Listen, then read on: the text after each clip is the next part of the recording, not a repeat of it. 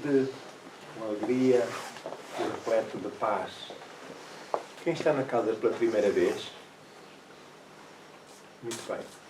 Então, nós vamos dar início aos nossos trabalhos com uma mensagem do livro Momentos Enriquecedores, de Joana de Ângeles e Divaldo Franco, e cujo título é O Poder do Amor. Acredita no amor e vive-o plenamente. Perdão.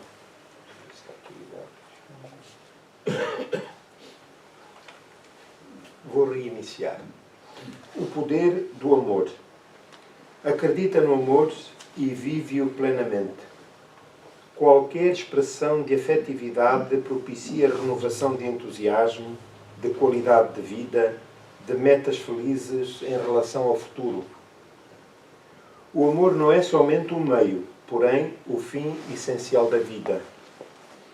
Emanado pelo sentimento que se aprimora, o amor expressa-se a princípio aselvajado, instintivo, na área da sensação e depura-se lentamente, agigatando-se no campo da emoção.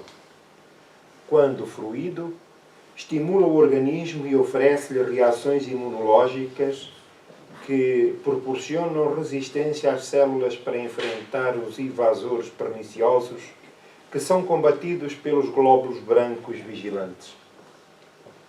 A força do amor levanta as energias alquebradas e torna-se essencial para a preservação da vida. Quando diminui, cedendo lugar aos mecanismos de reação pelo ciúme, pelo ressentimento, pelo ódio, favorece a degeneração da energia vital, preservadora do equilíbrio fisiopsíquico, ensejando a instalação de enfermidades variadas que trabalham pela consunção dos equipamentos orgânicos.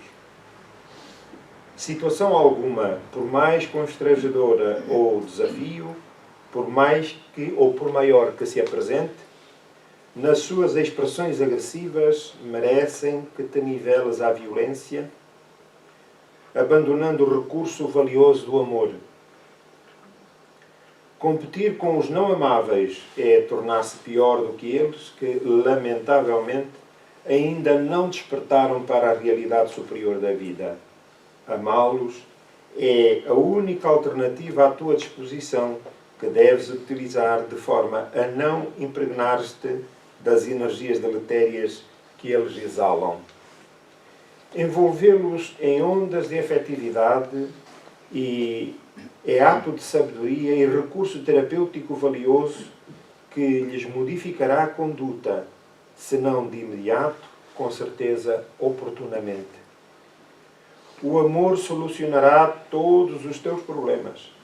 Não impedirá, porém, que os tenhas, que sejas agredido, que experimentes incompreensão, mas facultar-te-á permanecer em paz contigo mesmo.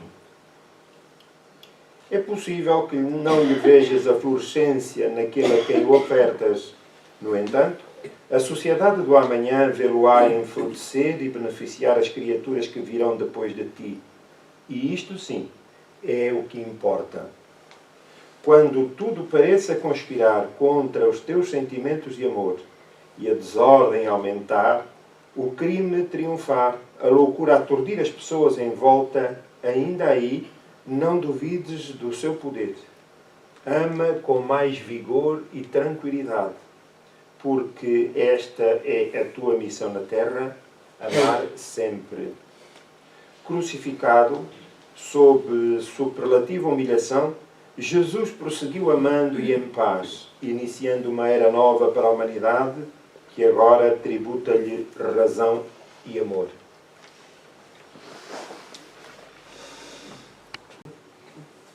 Concentremos-nos então na figura excelsa de Jesus, para, unindo os nossos pensamentos, dirigirmos-lhe oração singela. E a Deus, nosso Pai, Criador da vida. Pai de infinita misericórdia, este é um momento feliz para todos nós, porque nos reunimos em Teu nome para fruirmos das bênçãos do Teu amor e da Tua misericórdia. É um momento de alegria, de exaltação espiritual, mas também de paz e harmonia, já que o nosso foco é a união de esforços para o trabalho que nos propomos, de reflexão em conjunto, sobre as lições incontornáveis que as leis da vida, instituídas por vós, criaram para nosso governo, e assim podermos alcançar o reino da paz e da felicidade, o que todos desejamos. Pai amado, querido Jesus, permite que a nossa singela oração traduza as forças da nossa alma e que a nossa vontade projete para junto daqueles que sofrem, envolvendo-os em sentimentos fraternos e de paz, mas também de estímulo à confiança em vós, confiança irrestrita, que tudo sabes e tudo podes. Pai de infinita misericórdia, conheces as nossas preocupações e por isso em Ti entregamos as nossas expectativas diante da vida. E sobretudo, Senhor, reconhecemos a nossa fragilidade, as dificuldades em vencermos as vicissitudes do nosso caráter, dos pendores infelizes que ainda nos fixam à retaguarda. Permite, Senhor, que os benfeitores que vos representam possam inspirar-nos, estimular-nos ao trabalho de renovação íntima, a fim de nos afastarmos dos momentos infelizes do passado, para que, se não hoje, mas o futuro próximo, se desenhe já mais feliz e pacífico. Emprestamos, pois, também a nossa oração aos corações desalentados, para que se deixem inebriar pelas alegrias da vida, que não dispensam o esforço individual, porém, mais cientes da nossa realidade íntima, compete-nos trabalhar, inevitavelmente, para alcançar o vosso reino. Lembramos, Senhor, aqueles que são fonte da nossa preocupação, próximos ou distantes, afetos ou desafetos. Deixa-nos envolvê-los com as bênçãos da oração singela que te dirigimos esta manhã. Para este espaço em que nos encontramos, onde nos reunimos em vosso nome, permite que cheguem dos céus as vossas bênçãos, repletas de saúde e paz, para que todos quantos aqui se encontram, nos dois planos da vida, se beneficiem e sintam, Senhor, a vossa presença na intimidade. Muito obrigado. Vamos dar início ao trabalho de hoje, ainda, ou iniciando, melhor dizendo, com a leitura da mensagem introdutória do trabalho, que é uma pequena frase do Espírito Emmanuel. Antes, pois, de analisar o pagamento da terra, habitua-te a valorizar as concessões do céu. É a recomendação de hoje de Emmanuel.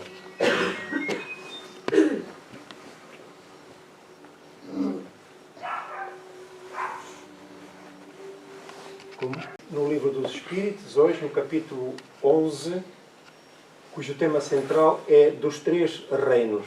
Já foram apresentados os temas respeitantes aos minerais e às plantas, os animais e o homem, e hoje, para encerrar este capítulo, vamos para o tema metempsicose.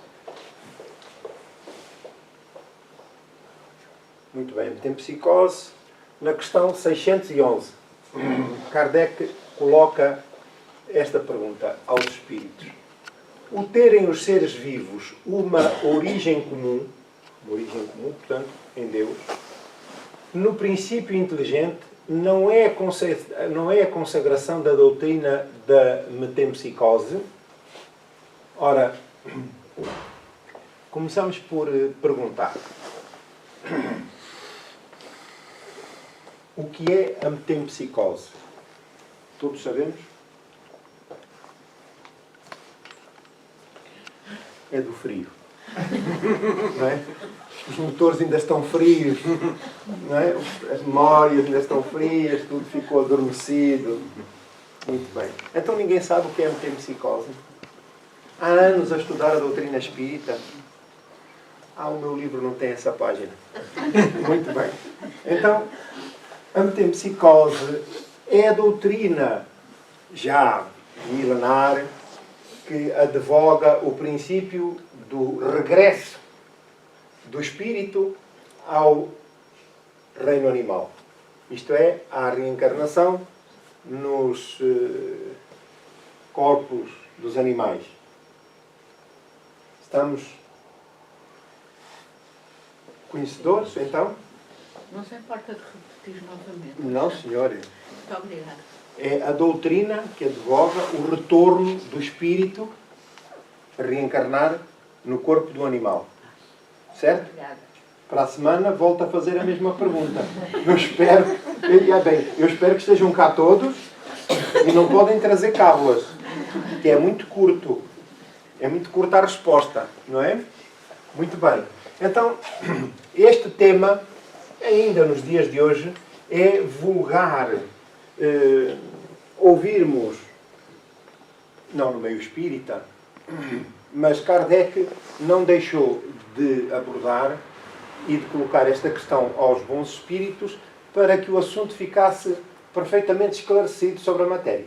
E aqui vamos abordar, refletir sobre esta passagem, exatamente. Duas coisas podem ter a mesma origem e não se assemelharem mais tarde. Quem reconheceria a árvore com as suas folhas, flores e frutos no germe informe que se contém na semente de onde ela surge?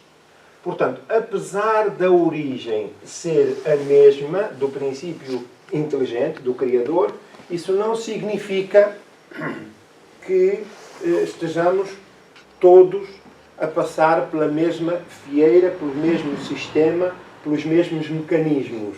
Portanto, vamos ver o que diz adiante. Desde que o princípio inteligente atinge o grau necessário para ser espírito e entra no período da humanização, portanto, é o processo evolutivo da individualização do princípio inteligente. No livro A Caminho da Luz, no livro A Gênese, de Kardec, A Caminho da Luz, de Emmanuel, explica perfeitamente este processo. A passagem do reino animal para o reino hominal. Quando o espírito se afasta da retaguarda, dos reinos mais inferiores, e passa para o reino hominal. Portanto, desde que o espírito entra no período da humanização, já não guarda relação com o seu estado primitivo e já não é a alma dos animais, como a árvore já não é a semente. De animal só há no homem o corpo e as paixões que nascem da influência do corpo e do instinto de conservação inerente à matéria. Alguma dúvida? Portanto, desde que o espírito se individualiza e toma a consciência de si próprio, e, portanto, em que a inteligência se aperfeiçoou, deixou a fase do instinto, propriamente dito, embora ele continue latente, mas agora a inteligência permite à criatura o quê? Agir em consciência com o seu livre-arbítrio. Ora, é isso que nos distingue dos animais. Mas se há evolução do espírito, também há evolução da matéria, da qual se reveste o próprio espírito. Não só perispiritual, mas também no campo orgânico. E nós vemos como não podemos estar sujeitos ao mesmo, não nos podemos estar sujeitos nem submetidos à mesma qualidade de vida que os animais. Nós vemos os necrófagos, por exemplo, cujo organismo está habilitado, adaptado para sobreviver à putrefação, à deterioração da matéria de que se alimentam. Não é verdade? Se fosse connosco, o que é que aconteceria? É? Ficávamos doentes. E não só. E pedíamos. Que é aquilo que todos nós temos medo, que é morrer mais cedo. Não é verdade? Então, digamos que partíamos mais cedo. Ora, e porquê? Porque o espírito, que é o elemento central, dada a sua evolução, naturalmente que isso se refletirá na matéria, na organização da matéria, nas condições materiais de que se reveste. Estamos a entender? Muito bem. Apesar de, às vezes, já e nos dias de hoje, haver excessos de pessoas que querem, de facto, trazer os animais para o estatuto hominal. Não só, enfim, há pessoas que dizem, olha, o cão é tão inteligente que só falta falar. Não é? Eu conheci um senhor com quem trabalhei e ele era porteiro num edifício e ele havia uma cliente que tinha um cãozinho pequenino, uma coisinha assim pequenina, dava sempre um cãozinho ao colo. E sempre que chegava, eu perguntava, às vezes via aborrecido, Sr. Fernando, o que é que se passa? Não quer saber que chegou aí a dona Ana com o cãozinho e ela começou logo, vai, dá um beijinho ao Sr. Fernando, dá um beijinho ao Sr. Fernando. E eu tinha que esticar a cara para o cão me dar umas lambidelas na cara, se já vê. Não, quer dizer, não podia dizer que não. Ela punha o cãozinho no chão, se vinha o marido, não é? Dizia, veja, Sr. Ramalho, que ela punha o cãozinho no chão e dizia assim, vai ao papá. Que era o marido, não é? O dono do cão, dizia, vai ao papá. Portanto, são as desorientações em que as pessoas vivem. E ao invés de canalizar, embora seja importante, naturalmente, o amor e a proteção aos animais, mas aquilo que, de fundo, canalizar todo esse amor, esse afeto para, enfim, os seres humanos, para as crianças, por aí adiante, ficamos ali condicionados. Mas eu gostaria de rematar com outra, que é muito corrente. Eu, quanto mais conheço os animais, menos gosto dos homens. Não é? Como é? Ou quanto mais conheço os homens, como é? Mais gosto dos animais. Mais gosto dos animais. Não é? Portanto, então, são todas estas teorias que as pessoas constroem para justificar aquilo que é uma visão enviesada da vida, da obra divina. Nós somos, de facto, na Terra, o elemento mais importante. Isso não significa que desprezemos ou que não cuidemos não só dos animais, como também da flora, do meio ambiente, e vemos como tudo está conectado, tudo está interligado e dependemos todos uns dos outros, não é? Nos três reinos da natureza, e, enfim, para o espaço, por aí adiante, e estamos só a falar do campo material. Já não entramos no campo espiritual, porque vemos pelos relatos dos espíritos, que também o ambiente espiritual está intimamente ligado àquilo que é a nossa vida, as nossas responsabilidades perante a vida, perante o meio em que vivemos, e que se projeta para o espaço criando como que um espartilho em torno do próprio planeta, um espartilho energético e vibratório de densidade muito baixa, que dificulta aos espíritos penetrarem os nossos ambientes, aqueles espíritos já mais evoluídos. E, portanto, vemos como a obra divina é perfeita, admirável e que está toda ela ligada entre si, portanto, nos diversos reinos. Portanto, de facto, as origens do homem e de tudo é o mesmo, o princípio inteligente, para resumirmos. E embora a matéria se manifeste mais semelhante, não deixa de ter também as suas diferenças. Portanto, não se pode, pois, dizer que tal homem é a encarnação do espírito de tal animal. Conseguintemente, a metempsicose, como a entendem, não é verdadeira. Portanto, o retorno, o princípio de que o espírito humano pode retornar ao corpo de um animal, não é verdadeiro, como diz aqui Kardec, não é real. E porquê? Nós já compreendemos as razões porquê isso assim acontece. O inverso não é que o espírito, a alma do animal, vá reencarnar no homem, mas é a cadeia de progresso que vai permitir ao animal atingir também o reino hominal por força do progresso espiritual desse elemento do princípio individualizado, do princípio inteligente individualizado. Na questão 612, poderia encarnar num animal o espírito que animou o corpo de um homem? E agora vamos aqui ver a resposta. Isso seria retrogradar, e o espírito não retrograda. O rio não remonta à sua nascente. Portanto, e seria, de facto, voltar, retrogradar, isto é, voltar às origens, o que não é possível. Já aqui falamos, e é perfeitamente entendível a razão porque o espírito do ser humano já não tem possibilidades, condições, mesmo que o quisesse, não tem condições o reino animal para receber o espírito humano que já evoluiu, que já tem consciência de si próprio, por aí adiante.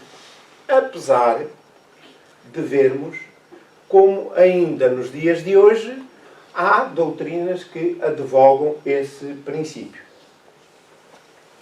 Então, nós vamos ver aqui, ele remete-nos para a questão 118 do Livro dos Espíritos, diz o seguinte: podem os espíritos degenerar, isto é, retornar ao princípio, depois de conquistadas virtudes, perderem-se essas virtudes?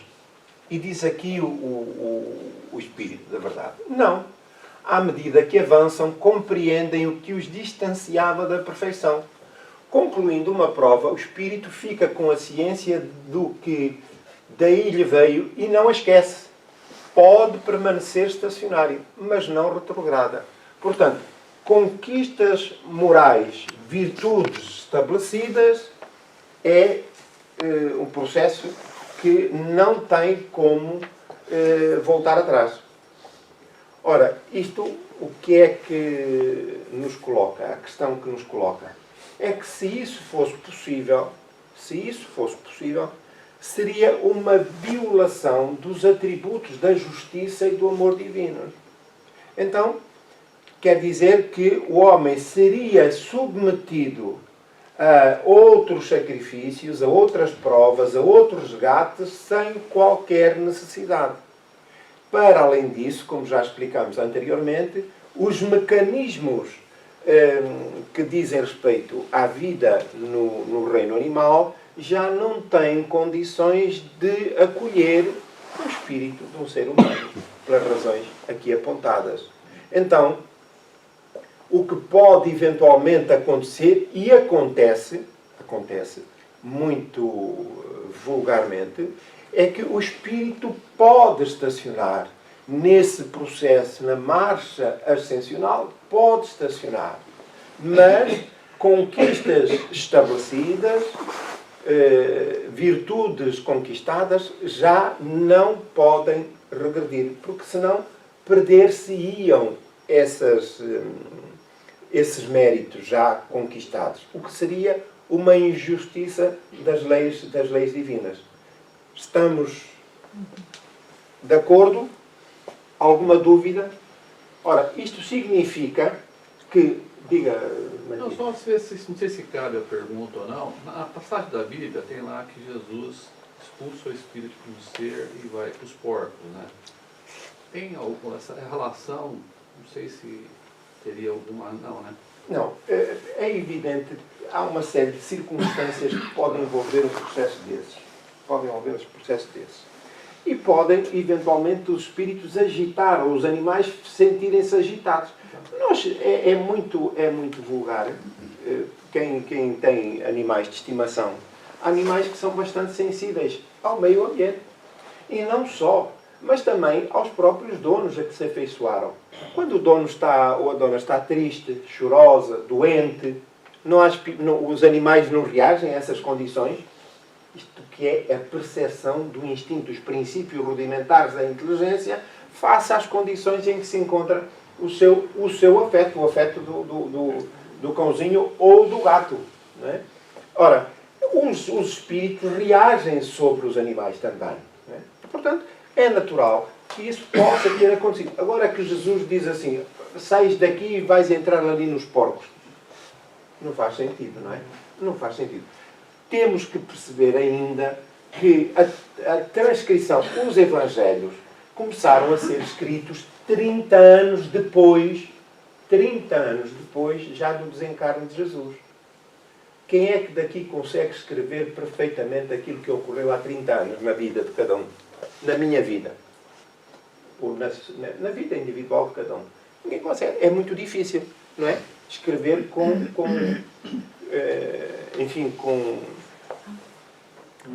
com fidelidade. E depois, só dos evangelistas, sabem quais foram os contemporâneos de Jesus? Mateus, João e Marcos.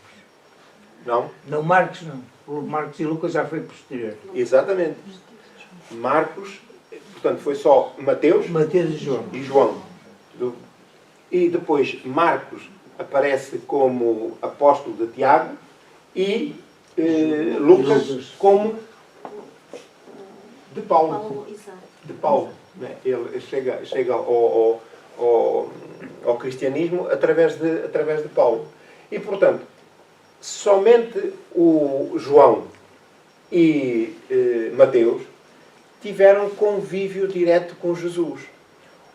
Marcos e Lucas tiveram que se socorrer de relatos das comunidades, das pessoas que conviveram com Jesus, muito próximas de Jesus, como foi o caso de Lucas, que se socorreu muito de Maria, para lhe relatar não só detalhes da vida de Jesus, mas também dos seus ensinos.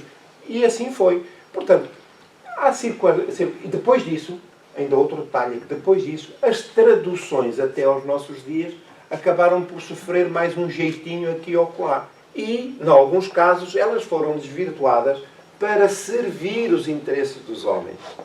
Para servir os interesses dos homens. Acabando por desembocar naquilo que nós conhecemos como as religiões tradicionais nos dias de hoje e que se desvirtuaram dos seus fundamentos porque, pelas revelações dos Espíritos, nós verificamos que a vida dos primeiros cristãos, até sensivelmente ao primeiro concílio, o concílio de Nicéia, ali por volta do ano 300, tudo era muito puro, muito singelo e que seguiam tão à letra quanto possível os ensinamentos. E depois, muitas desses hábitos, dessas doutrinas que foram criadas, não nos esqueçamos que os apóstolos, sobretudo Paulo, mas Paulo e Pedro chegaram ao centro da Europa. E Paulo foi aquele que mais viajou, que mais trabalhou para a abertura de novas igrejas pelo mundo. Ora, o que acontece é que nós não podemos deixar de pensar na influência que a nossa cultura e a nossa visão do mundo têm sobre aquilo que escrevemos e aquilo que refletimos. Eu, se disser aqui a esta senhora uma frase qualquer e ela for transmitindo por aqui fora, por aqui, até chegar àquele senhor lá no fundo, quando lá chegar, a frase que eu revelei ali já está completamente distorcida. E porquê? Porque ou ouvimos mal, ou interpretamos mal, ou acrescentamos um ponto ao conto. Estão-me a compreender? E, portanto, é sempre muito complicado. E foi por isso que Jesus prometeu a vinda do Espírito da Verdade, que vos recordará tudo quanto vos tenho dito e outras coisas mais, que ainda escapavam e escapam. Ora, qual é a diferença aqui no caso? Kardec foi especialmente convidado para vir fazer este trabalho. Não foi uma criatura qualquer que andava aí perdida pelo mundo e disse, olha, é este senhor que vai fazer o trabalho. Não. Tudo foi programado na espiritualidade para aquele objetivo. E nós vemos como Kardec, apesar de ser já uma figura largamente conceituada no campo intelectual de Paris, de então, de França mesmo, vemos como ele se distanciou em termos pessoais para que a doutrina espírita pudesse, por si só, evoluir e progredir e disseminar-se. Desde o seu pseudónimo, e, portanto, toda a vocação, todo o trabalho pro bono, gratuito, foi de um espírito, de facto, de alto gabarito para que não fossem desvirtuados os ensinos dos espíritos. Mas, mesmo assim, e apesar disso, há muitas, dentro da corrente espírita, há ainda um jeitinho aqui e um jeitinho acolá. Porquê? Porque é a minha visão, a visão de grupo, de um determinado grupo, que tem sobre um determinado assunto. E estes problemas começaram desde logo com Kardec, na época de Kardec. E, portanto, ele próprio viu-se confrontado com uma investida dos espíritos inferiores que, naturalmente, tirando partido das veleidades e das fantasias de outros, chegaram ao meio movimento espírita para perturbar e desvirtuar. E esse desvirtuamento, em alguns casos, acabam ainda nos dias de hoje. Perduram até esta época. Portanto, isto é só para responder ao caso aqui de que às vezes pensar que o espírito, um espírito humano, Jesus tenha dito, olha, sais daqui, vais-te meter ali na vara de porcos e agora governa. Não é possível. Não é possível. E, portanto, há uma série de circunstâncias que Jesus, naturalmente, não violava as leis divinas, não é possível fazê-lo. E, portanto, há aqui qualquer detalhe que nos escapa, mas que é possível, dadas estas explicações, perceber como se podem desvirtuar aquilo que pode ter o melhor sentido. Portanto, o que importa agora aqui perceber é o espírito não retrograda, pode permanecer estacionário durante N tempo, milhares de anos, para depois retomar a marcha de progresso.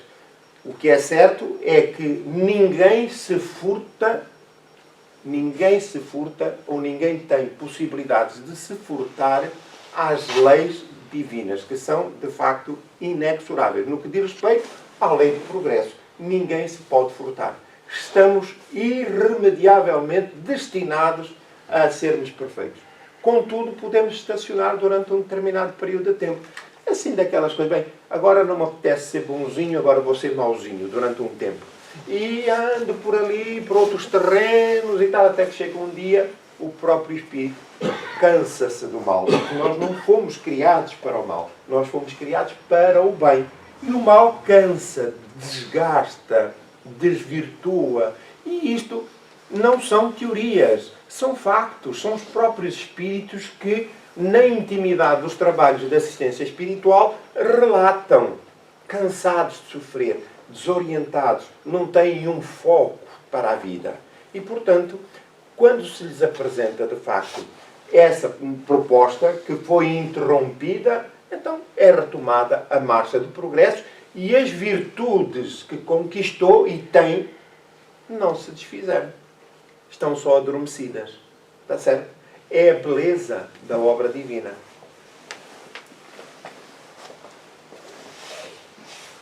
Na questão 613, embora de todo errónea, a ideia ligada à metempsicose não terá resultado do sentimento intuitivo que o homem possui das suas diferentes existências? Nessa, como em muitas outras crenças, depara-se esse sentimento intuitivo.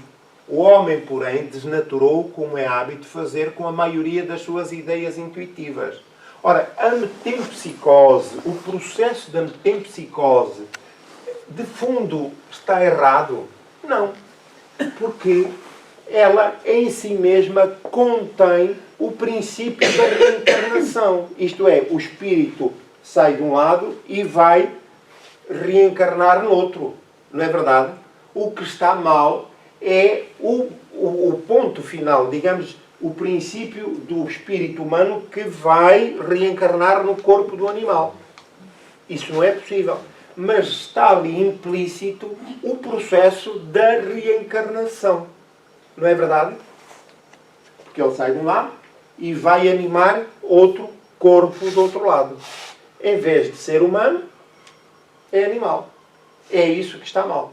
Mas o processo da transmigração da alma está correto. Está certo?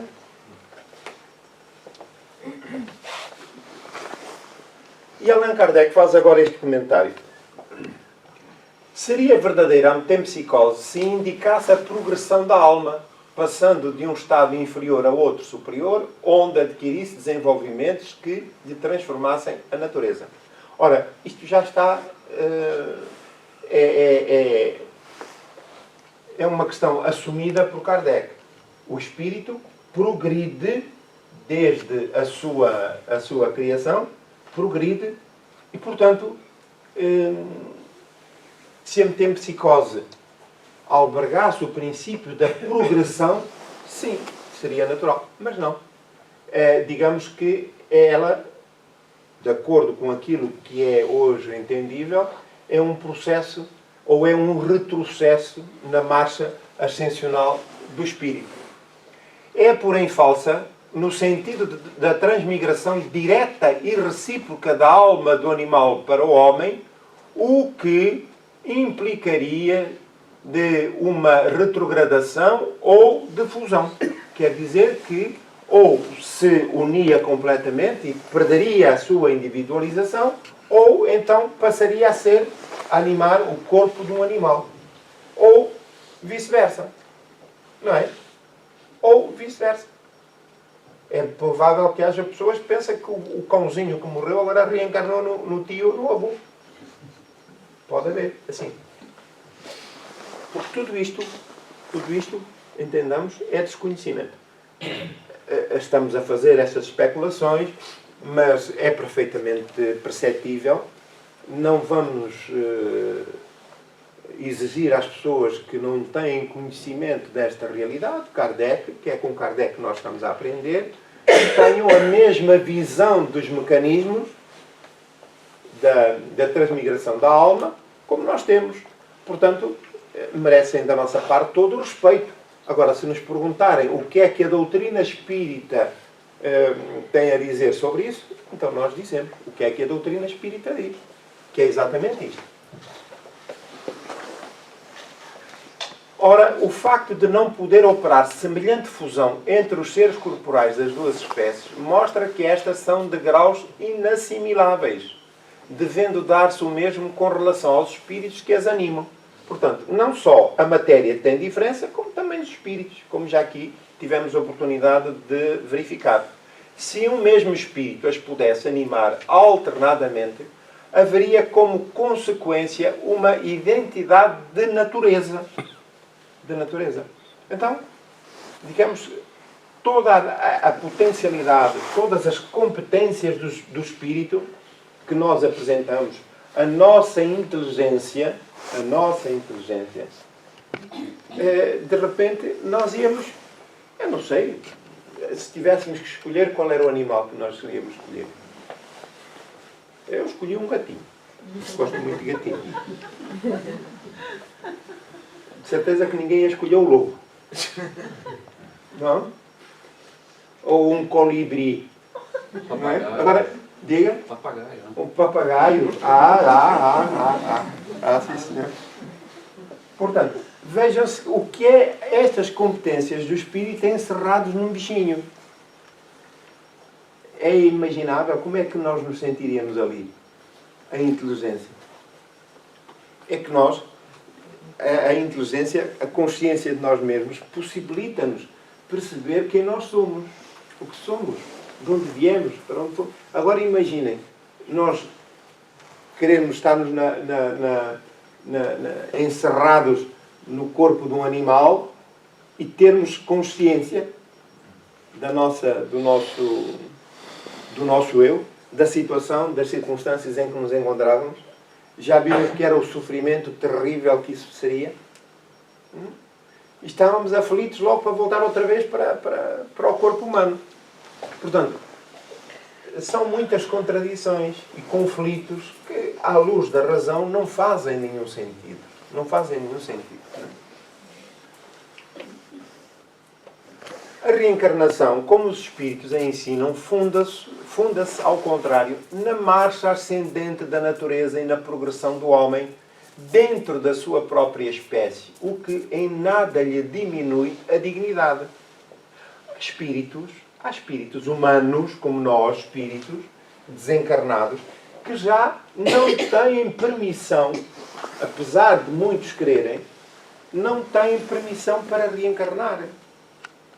Quer dizer, já atingiram um grau de evolução que quem está acima deles já não permite a sua reencarnação, salvo em circunstâncias especiais e missionárias. E porquê? Porque não há um benefício direto para o próprio espírito. Um espírito desse já mais evoluído reencarnar na Terra. Porquê? Porque seria um sofrimento e não havia a relação custo-benefício, era desfavorável. E como tal, não é permitido ao espírito reencarnar, porque não tiraria qualquer proveito disso. Estamos a compreender? E nós verificamos, por exemplo, o caso de Jesus, que, revestido de matéria do planeta, há relatos de que transpirava, não sabem? Sangue. Era o choque vibratório, energético, em que ele próprio vivia, e a própria matéria, o meio em que estava. Portanto, teve que preparar-se durante largo tempo para poder chegar ao nosso planeta. E aqui poder viver durante determinado período de tempo. Ora, não significa, ou melhor dizendo, a reencarnação não significa, no nosso meio, que ela seja o expoente máximo da vida. Não é. Mesmo para nós, a reencarnação, o corpo físico, é uma grilheta que nos aprisiona. Nós estamos prisioneiros do corpo. Estamos aqui forçados, embora tenhamos tomado essa decisão, o peso do corpo, da matéria sobre o espírito, pelo menos para aqueles que já estão mais sensibilizados, mais espiritualizados, é como um grilhão que amarra ao planeta. E isso é como se estivéssemos prisioneiros aí num estabelecimento correcional qualquer, em que quiséssemos sair e não podíamos. É essa a condição em que nos encontramos. Portanto, por si só, a união do espírito ao corpo físico é um sofrimento para o espírito. Pelo menos, volto a dizer, para os já mais sensibilizados, mais evoluídos. Portanto, o que o rebaixa é o mau uso que ele faz das faculdades que Deus lhe outorgou para que progrida. Portanto, essa marcha ascensional é inevitável. É a lei do progresso. É uma das leis capitais das leis morais da vida. Seja como for, a antiguidade e universalidade da doutrina da metempsicose e, bem assim, a circunstância de a terem professado homens eminentes provam que o princípio da reencarnação se radica na própria natureza. Portanto, quer dizer, a metempsicose não traz nada de novo no princípio, no fundo da questão, como já aqui dissemos, que é a transmigração da alma de um corpo para o outro. Não necessariamente para o animal, mas de um corpo para o outro. Este movimento, a transmigração da alma, significa o princípio da reencarnação. E como diz aqui Kardec, já está na lei da natureza. Antes, pois, constituem argumentos a seu favor do que contrários a esse princípio. O ponto inicial do espírito é uma dessas questões que se prendem à origem das coisas e de que só Deus sabe. Reparem bem, o ponto inicial do espírito. Nenhum de nós sabe, nem os espíritos que têm lidado com a humanidade sabe explicar a origem do espírito. A origem, isto é, o mecanismo. Não é? Quando é que teve início esse processo? Como é que ele se realizou? Ainda temos mais uns tempos, mais uns quilómetros para fazer na vida até lá chegar. Mas vamos chegar, nós um dia vamos compreender. Né? Como todo este processo se iniciou e realizou. Não é dado ao homem conhecê-las de modo absoluto, nada mais lhe sendo possível a tal respeito do que fazer suposições, criar sistemas mais ou menos prováveis. Portanto, começamos depois a fantasiar. Bem, deve ser assim, deve ser mais isto, mais aquilo. Portanto, é aquilo que nós acreditamos e que diverge de criatura para criatura. Os próprios espíritos estão longe de saberem tudo. E acerca do que não sabem, também podem ter opiniões pessoais ou mais ou menos sensatas. Portanto, pessoais mais ou menos sensatas. Portanto, o que é que um espírito sensato, se lhe perguntarmos que ele se manifeste, onde é que o espírito teve início? Há uns que vão dizer, olha, desconhecemos. E outros vão dizer, eu estive lá. Eu sei como é que se fez, porque eu com Deus estou lá a tocar. E, portanto, eu sei o que é que se passou. Há espíritos para tudo. Os espíritos não sabem tudo. São como nós. Há muitos que sabem mais e outros que sabem até menos do que nós. Há uns que são sensatos e outros que são afoitos. Não é? São desgovernados também da cabeça, não é? Não é? Aqui na Terra não há pessoas que são assim desgovernadas da cabeça. Então, quando parte para o lado lá, continua igual. Até que começa a mudar. Há pessoas que nós ainda não acabamos a pergunta e ela já está a dar a resposta. Não é verdade? Com os espíritos também é exatamente a mesma coisa. Há muitos que são assim. E, portanto, eu vou só... eu não sei, provavelmente já deve ter dito. Mas aqui há muitos anos, para um congresso de jovens que se realizava aqui no Porto, determinado centro espírita mandou era um relatório, uma psicografia de um espírito que tinha recebido na instituição, estava ali nos anos 80, a iniciar-se a luta contra a SIDA. Tinha aparecido a SIDA, que era uma coisa, na altura, a humanidade estava também aterrada com isso, então trazia a cura para a SIDA. E qual era a cura para a SIDA? Era os calda-pés e mais umas coisas para a cabeça, umas mesinhas, umas rezinhas e tal. Quer dizer, a comunidade científica no mundo estava a correr à procura de uma solução para um problema que tinha surgido muito grave. E há um espírito qualquer aí de um centro espírita que diz assim, não, isso é fácil, é pôr os pés de molho em água quente, se calhar com uma salsa ou com uma hortelã, e pôr uns coentros na cabeça, um saco de água quente na cabeça e a coisa passa. Portanto, é verdade, são coisas muito sérias. Se leram notícias, esta semana foi condenada em Itália uma médica a prisão perpétua por ter induzido em erro doentes oncológicos a tratamento com as medicinas alternativas. Estão-me a compreender? Portanto, dá a ideia que os médicos, os cientistas que estão na Terra, estão aqui por acaso. E então surge alguém que quer tratar o cancro como se trata a tosse. Se me perguntar, mas você acredita nas medicinas alternativas? Acredito. Mas um médico, um homeopata, um osteopata, que seja sensato, chega um doente ao gabinete e diz assim, olha, eu preciso, tenho este problema, tenho estes diagnósticos, não sei o que, se ele for sensato, olha, diz logo, não tem como tratar o assunto. Você tem que seguir os tratamentos convencionais. É assim que se faz. Como, por exemplo, uma infecção. As medicinas alternativas não tratam infecções. Se disserem que tratam, não é possível. Não tratam. Porquê? Porque é uma situação que exige um tratamento de choque que os antibióticos proporcionam. Estão a compreender? E, portanto, então, mas se o cliente diz, mas eu quero... Não, desculpe. Não faço tratamentos. Tem que seguir as recomendações e tratamentos convencionais. Portanto, agora os senhores vejam.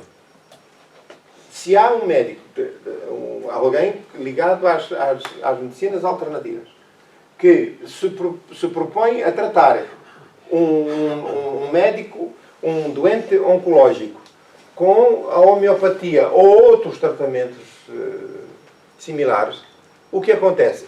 Quando passar para o lado de lá, se lhe perguntarem como é que se trata ou como é que o espírito teve início, ele vai dizer logo. Porquê? Porque lhe falta aquilo que é básico, que é a sensatez e o conhecimento.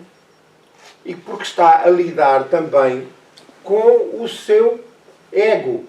Com o seu ego. E o seu ego, por vezes, é demasiado grande. E então, como tem que alimentar o ego, não se importa de cuidar da saúde do próximo e do bem-estar do próximo. Interessa alimentar o seu ego. Então, isto é para nós percebermos que os espíritos não sabem tudo. E nós, cabe-nos avaliar. Não. Por exemplo, temos aqui os livros de Emmanuel. Nós não vamos, aqui destes livros que estão editados, não vamos pôr em causa nem vamos avaliar. Porque ele já tem o selo e a garantia de qualidade. E sabemos quem é o autor. Mas se chega alguém, ou nos nossos trabalhos, aparece um espírito assim, eu sou o Emmanuel, e vem aqui... Sim, senhor. Então, escreva aí sobre este assunto. E nós estamos ali a avaliar criteriosamente. À luz daquilo que a doutrina espírita ensina. Quando nós não conhecemos a doutrina espírita ou não fazemos uso, é evidente que aceitamos tudo. Não é? E depois acaba por haver desvirtuamentos. Há aquilo que é, digamos que, a pedra angular da doutrina. E acrescentamos mais alguma coisa. Portanto, reparem que o próprio Kardec já tinha chegado a esta conclusão. Que os próprios espíritos estão longe de saberem tudo. E acerca do que não sabem também podem ter opiniões pessoais mais ou menos sensatas.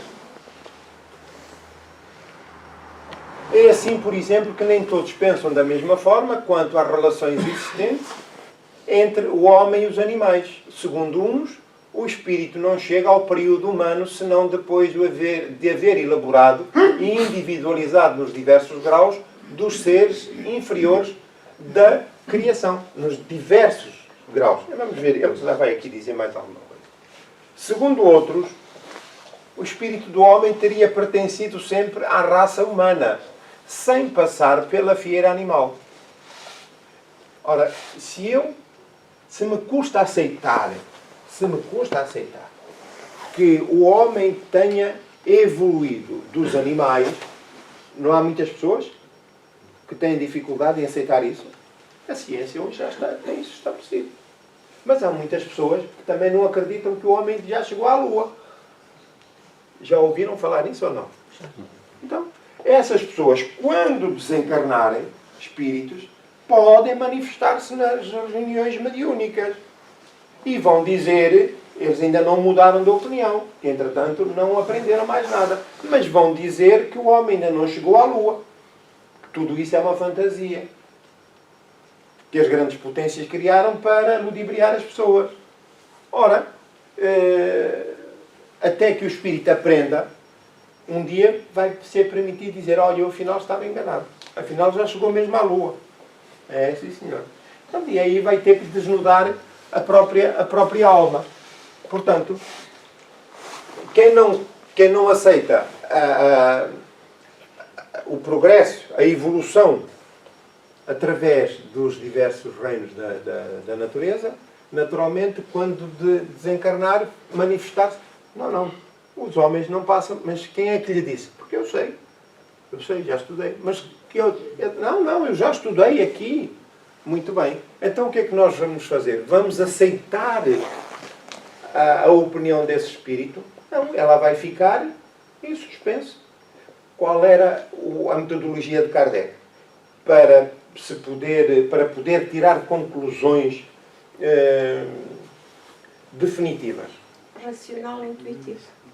Era a parte racional e intuitiva. Mas havia outra, que era a universalidade e concordância dos ensinamentos dos espíritos. Então, ele tinha vários médiuns pelo mundo, ele recebia comunicações de vários médiuns pelo mundo, e depois ele verificava essas comunicações.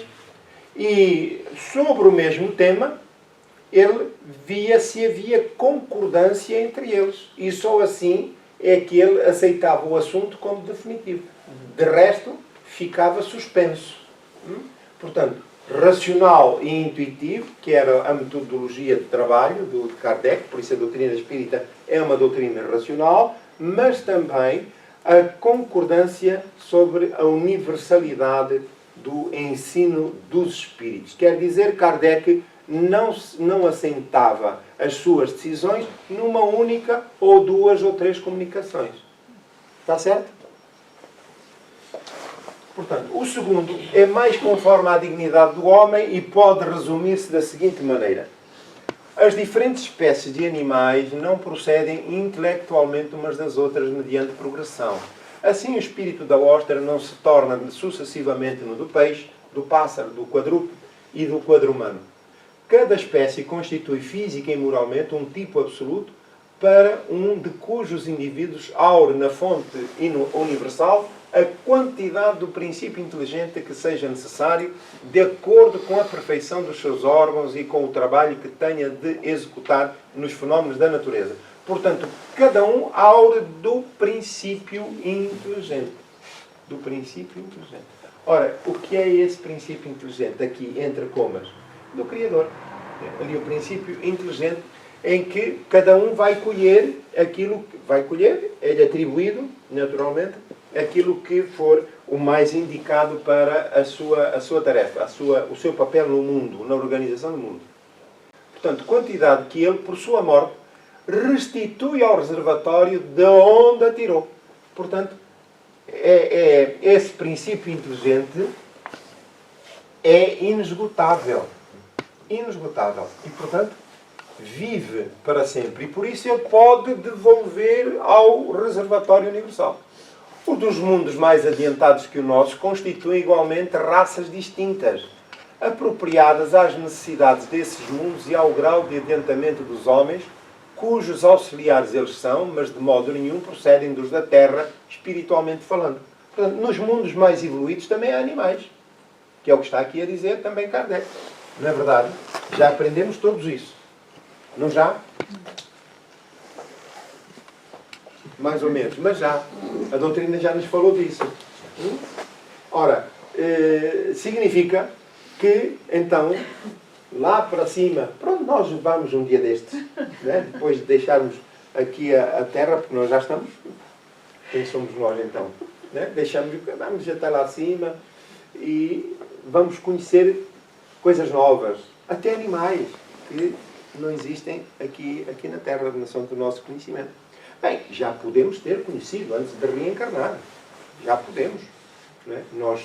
Nenhum de nós sabe exatamente, como dizia Jesus a Nicodemos, o Espírito sopra onde quer, ninguém sabe de onde vem, nem para onde vai. Portanto, muitos de nós já podemos ter conhecimento de outros locais, de outros meios de vida, e que estamos temporariamente cerceados desse conhecimento por força da matéria. Né? Por força da matéria. Sobre a influência da matéria sobre o espírito, que é grande. E que nos corta esses conhecimentos do passado. Outro tanto, não se dá com o homem. Do ponto de vista físico, este forma evidentemente um elo da cadeia dos seres vivos. Porém, do ponto de vista moral, há entre o animal e o homem solução de continuidade. Eu vou, porque é para não haver dúvidas. Porém, do ponto de vista moral, há entre o animal e o homem solução de continuidade. Portanto, isto é a lei do progresso. Começa ali no instinto e à medida que o espírito vai, que o animal vai progredindo, esse princípio inteligente individualizado vai se aperfeiçoando e passa de um estado a outro. O homem possui como propriedade sua a alma ou espírito, centelha divina que lhe confere o senso moral e um alcance intelectual de que carecem os animais e que é nele o ser principal, que pré-existe e sobrevive ao corpo, conservando a sua individualidade. Portanto, apesar de tudo, nós ainda estamos, ou já estamos, um bocadinho à frente do reino animal, pelas características de que aqui falamos. Qual a origem do espírito? Estas já são questões que Kardec coloca, ele próprio. Qual a origem do espírito? Onde o seu ponto inicial forma-se do princípio inteligente individualizado? Tudo isso são mistérios que for inútil querer devassar e sobre os quais, como dissemos, nada mais se pode fazer do que construir sistemas. Quer dizer, eu posso ter para mim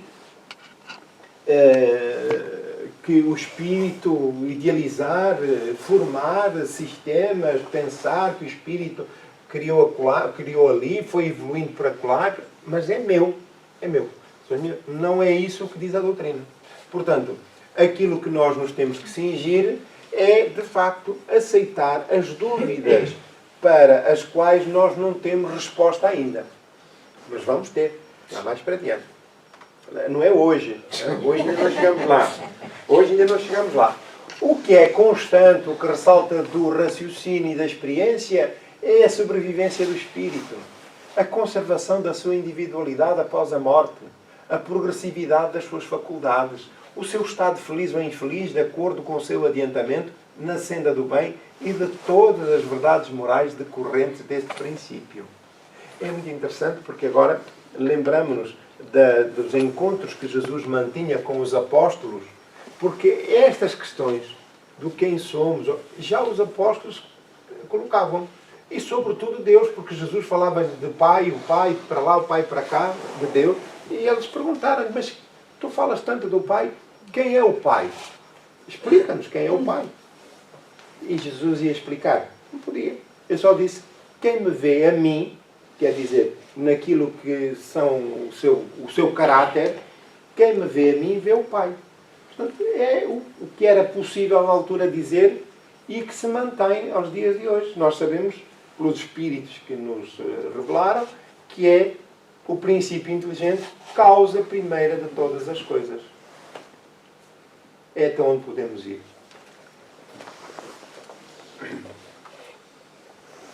Quanto às relações misteriosas que existem entre o homem e os animais, isso, repetimos, está no segredo de Deus, como muitas outras coisas cujo conhecimento atual nada importa ao nosso progresso e sobre as quais seria inútil determos-nos.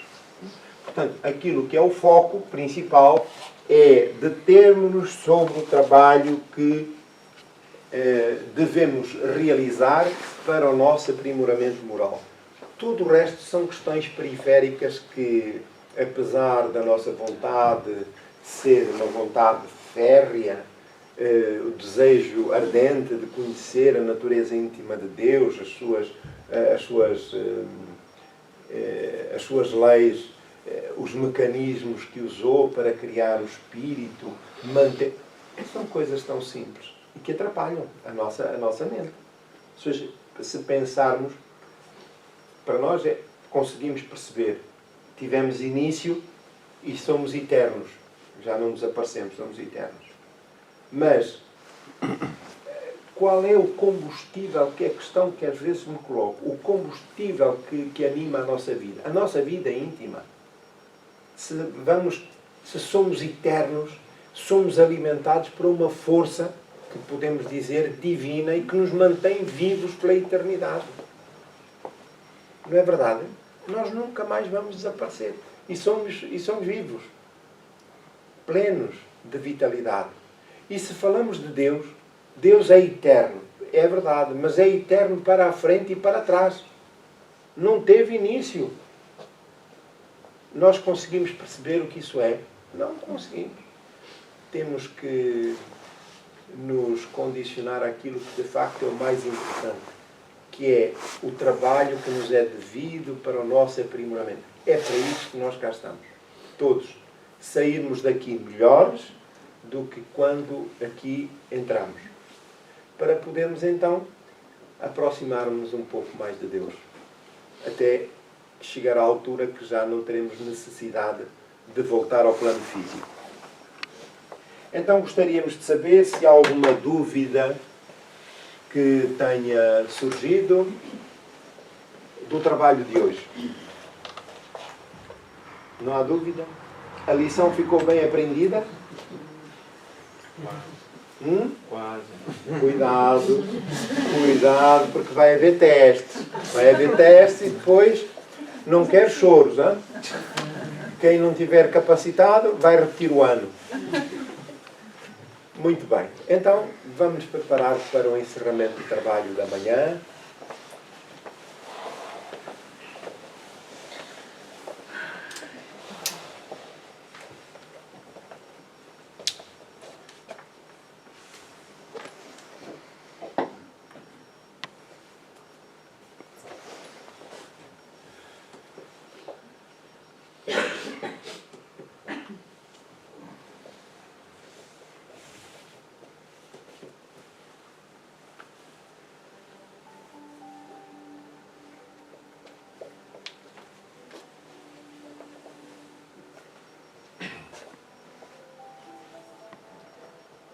Este é um momento muito feliz para todos nós.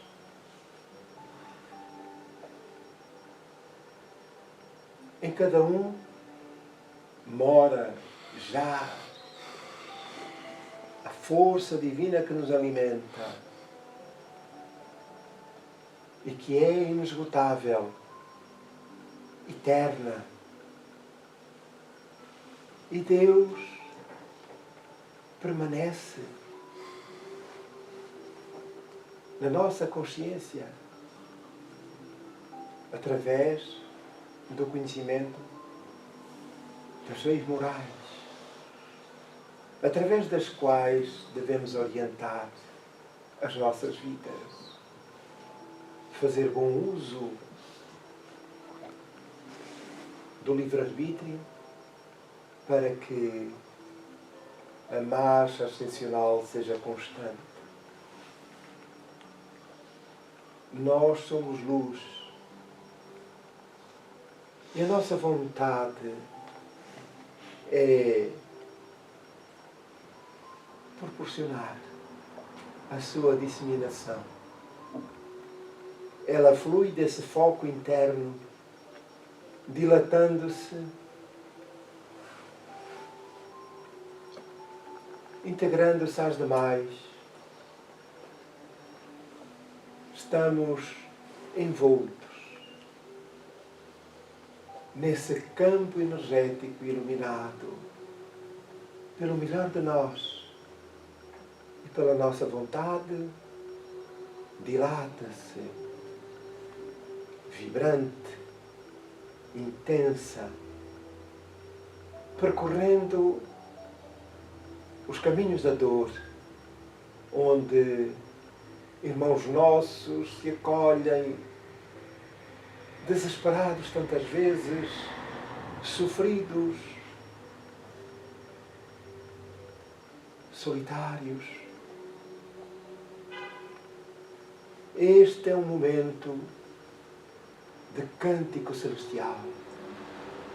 As nossas almas rejubilam de alegria, porque sentimos na intimidade a força divina. Querido Pai, querido Jesus,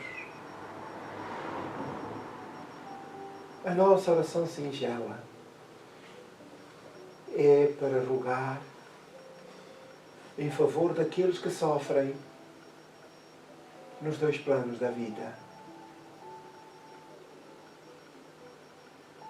Sobretudo os mais frágeis, as crianças, os jovens, os idosos, os toxicodependentes, os suicidas, os doentes, acamados, nos hospitais, nos seus lares, ao relento. Querido Pai, permite que o Teu amor, as bênçãos de misericórdia e de saúde, possam verter e envolver todos quantos aqui nos encontramos e a humanidade inteira. Lembramos, Senhor, os países em guerra e os milhões de criaturas submetidas à violência gratuita por incúria humana, por orgulho e egoísmo daqueles que detêm o poder e desconsideram a vida do próximo. Mestre querido, só a confiança em vós nos dá alento para prosseguirmos em direção ao Pai. Lembramos aqueles que nos são próximos ou mais distantes, necessitados do Teu amparo e do Teu amor. Envolve-nos, Senhor, com as Tuas bênçãos e deixa que todos quantos aqui se encontram debilitados possam beneficiar-se com as Tuas bênçãos, com o Teu amor. Aqueles que se encontram no plano físico, mas também na espiritualidade e em convalescença, a recuperarem, Senhor, dos seus traumas. Assim sendo, nós pedimos licença para o encerramento da tarefa desta manhã. Agradecemos-te o amparo recebido. Muito obrigado, Senhor.